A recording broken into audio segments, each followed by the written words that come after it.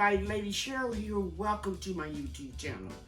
If you've been with me for a while, you know I'm at my new location, my daughter and my son-in-law's house, and I'm moving all of my garden from my home where I've lived 31 years. I'm turning it into an investment property, and so that means that a lot of the trees that are in the ground are going to stay there. So in this video, I'm going to share with you the trees that I'm going to be moving over here, and then I'm going to give you an update on my seedlings, okay? Let's get started. Okay, so you see this container, it's a half of a 55-gallon drum, and it has this really nice size methyl plum tree. And even though I pruned it severely in the spring, it still has grown tremendously. And I'm going to get the movers to move this whole container. And if there are some roots growing in the ground, we can cut it out of the container, prune the roots at the bottom, put this tree in a 25 to 40 gallon container. Hope I didn't go too fast. Okay, I have another tree just like this. Let me show it to you. Here's another methyl plum in a half of a 55-gallon drum. And you can see it's in really good shape, a little crispy leaves because of the weather. I will prune this tree a lot and move it in the container to the new location. Now here are two apple trees, and you can see they haven't had too much shade and they're suffering a little crispiness. I think this is really weird. Let me go closer and show you these two apples that this tree put on in the heat of the summer in July. See those two apples? Well, these two trees I'm going to dig up and put into containers because they haven't been there that long. And I'm gonna give these to my son that lives in Denton, the COO of my company, the unofficial COO. So these two I'm going to give to him. They're in the ground. I'm going to put them in a container, two separate containers. Now, these are seed pods of the mimosa tree.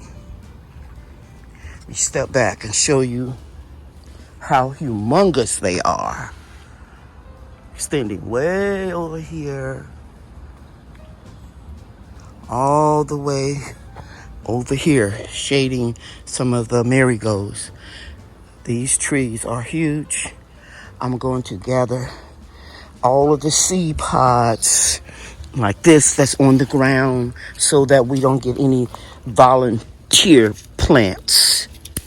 So a lot of seeds here.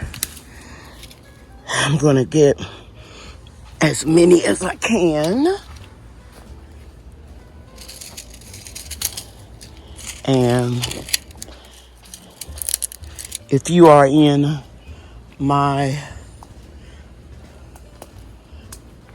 any of my perks and you want some of these seeds, just email me and let me know.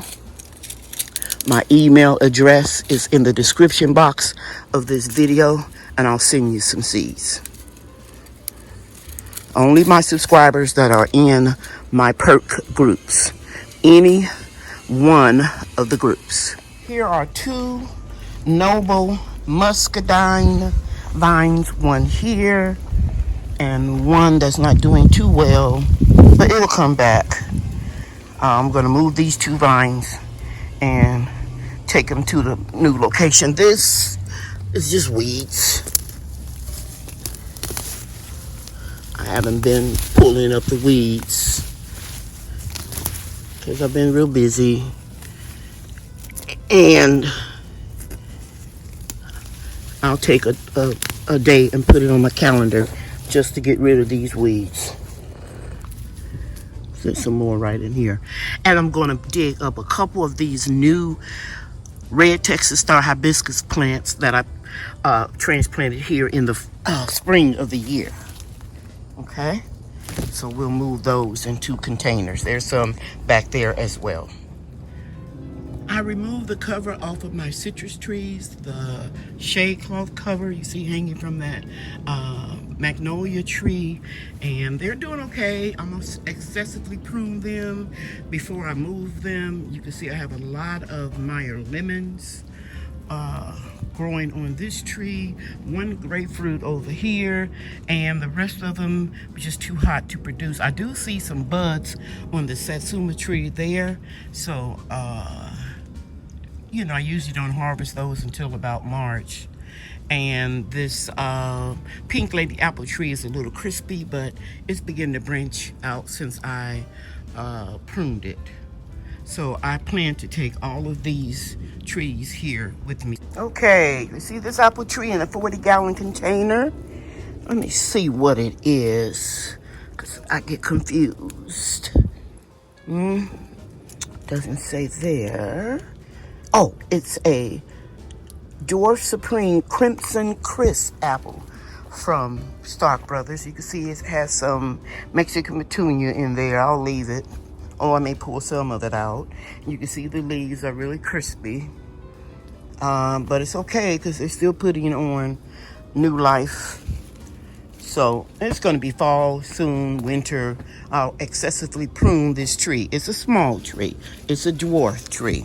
See, it's only that tall. But behind it, in the ground, is a Santa Rosa plum. It'll stay because it's too established. I'm not really going to share all of the trees, bushes, vines, plants that I'm going to leave behind. Now, over here I have 3 17-gallon containers that has okra. I'm letting some of it go to seed. So if you want some of these okra seeds, it's very heat tolerant. It's Clemson spineless okra. And there's some I have to harvest over there and here. Let me know. I'll send you some seeds. Just email me. I have 3 containers of Black Beauty eggplant. And it's still producing fruit, but the fruit production is real slow because of the weather. I've said this before. I have 12 of these boxes. They are going to be moved and we'll grow fruits and vegetables in them. And here is one of my brown turkey fig trees. It's enormous. I would do some more air layering on it before I completely move. And I'll go to the other side of the food forest and show you some other brown turkey figs and an LSU purple fig tree. So here are the other fig trees. It's a hedge of them. And that's the LSU purple. I believe I'm gonna dig that one up. I'll air layer some more in here like I have in the past and give my children if they want some. I'm gonna leave all of these banana plants here because I'm getting ready to show you. These are real damaged, but they'll come back. I'm gonna show you the ones I'm taking. So I have 2 in each of these containers.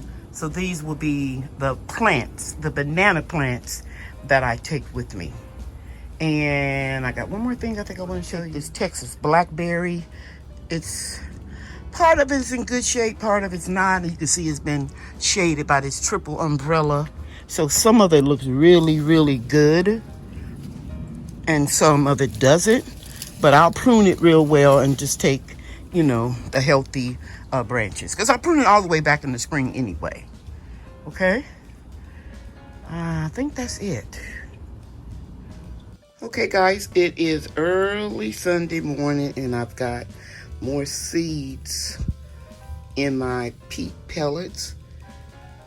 I've added black Simpson lettuce and butter crunch lettuce, as well as Bloomsdale spinach, and I think mustard spinach. So the house is real quiet. First thing in the morning, I can get all these labels written down. And I'm going to share with you that my daughter and son-in-law keep their house real cool. So it's about 70 degrees, which is fine. I'm not complaining. I'm just saying that the germination rate will be a little bit slower. However, once the temperature drops down to the lower 90s like it's expected by the end of this week, I'll take these outside. We're gonna have a couple of days of triple digit temperatures, and I don't want them drying out too quickly, them being the peat pellet. So I'll accept the slower germination rate. Sometimes you gotta take it slow and easy, and it's not gonna be that much difference in the time as far as how quickly I'm able to harvest most of these greens. Okay, I'll be back. I'm going to share with you what I'm going to sow next. Okay, guys, so I'm in my room at my daughter and son-in-law's house, and I'm just giving you an update on those seedlings that I started a few days ago. Started sprinkling seeds on the 13th of March, 14, 15, every day, basically. And you can see here, they're coming up. And this, let me step back a little bit. That was a chair fell. This is a nice southern window here. And I thought it'd be okay for me to just start the seeds inside here because it's so hot. Today was 103, but we are blessed. The cool front is finally coming in. Starting tomorrow with a lot of rain. So all of these seeds will go outside so that, you know, they don't start getting leggy from not enough sun. But as you can see, some of them are doing very well. I'm very excited. And I like this view in this room right here because I can sit in my chair and just peep out and look out in the backyard. And if you can see those bikes over there in the corner over where that ledge is of that retaining wall, it's kind of hard to see with the screen in the window, but I can look out here and overlook my garden because it's going to be all across that stone ledge. So I just wanted to share with you that the seeds are germinating well, and I started a lot of more seeds. Right now, I just finished these Beta Alpha Cukes. The seeds were donated to me from, I think it's Tia's backyard garden. So now I'm getting ready to plant some stevia. You see these two plants right here? My daughter gave them to me. She figured that I can make them grow. And I'll do some research on these little different types of snake plants because I do know that they purify the air and they don't have to have a lot of sunlight. But I'm gonna grow these here as well as stevia. If you didn't know, stevia is 300 times sweeter than regular sugar. Somebody asked me that question during one of my weekly Monday Night Live chats, and I couldn't remember the amount of how much sweeter it was, but I just read it on this package that stevia, and some people call it sweet leaf, is up to 300 times sweeter than sugar. So a little will go a long way. And while I'm here, I'm just going to show you a little bit of my room because I'm settling in. I got a little small refrigerator here and a microwave and a Keurig where I can make my tea. And these are my spray bottles of water for my plants. And I'm going to show more of this room, but I have a lot of work to do because my daughter, this is her craft area. She's going to be removing all of this stuff into her sunroom so that I can have room to put my various collectibles, my angel collection, arts and craft supplies, as well as my gardening and my preserved food that I pressure can and dehydrate or water bath can. And every day I go to the house and I bring a total 2 back full of stuff to, to move. I'm doing it real slow. But I'll show you more of the room because I'm going to be doing some decorating and refinishing of furniture, and I'll be sharing botanical interest seeds for the stevia plant.